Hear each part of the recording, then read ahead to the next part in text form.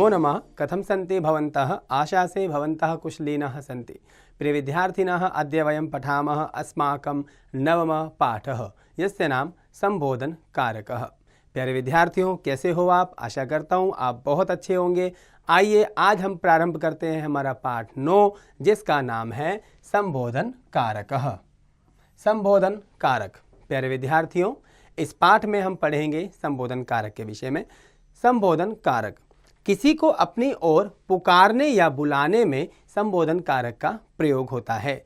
संबोधन कारक के चिन्ह हे, अरे, ऐ आदि है।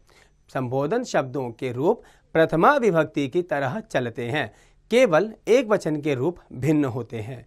प्यारे विद्यार्थियों, आइए कुछ उदाहरण के माध्यम से हम इस संबोधन कारक को समझने का प्रयास करते हैं।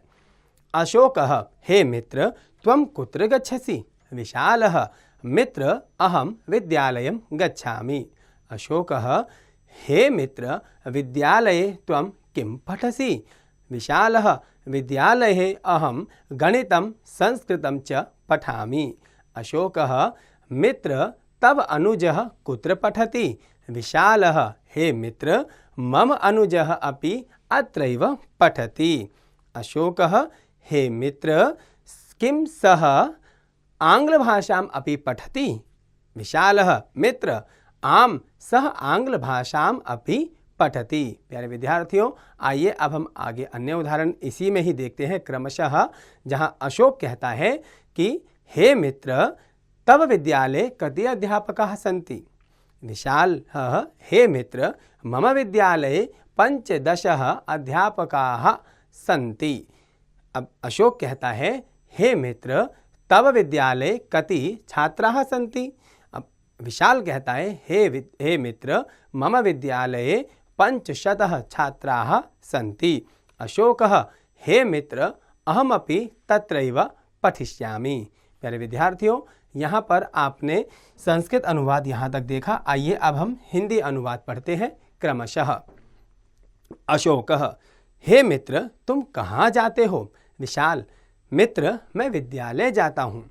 अशोक हे मित्र विद्यालय में तुम क्या पढ़ते हो? विशाल विद्यालय में मैं गणित और संस्कृत पढ़ता हूँ। अशोक मित्र तुम्हारा छोटा भाई कहाँ पढ़ता है? विशाल हे मित्र मेरा छोटा भाई भी यहीं पढ़ता है।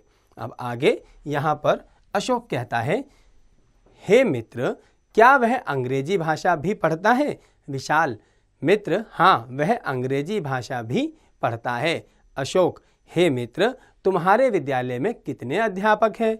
विशाल हे मित्र मेरे विद्यालय में 15 अध्यापक हैं।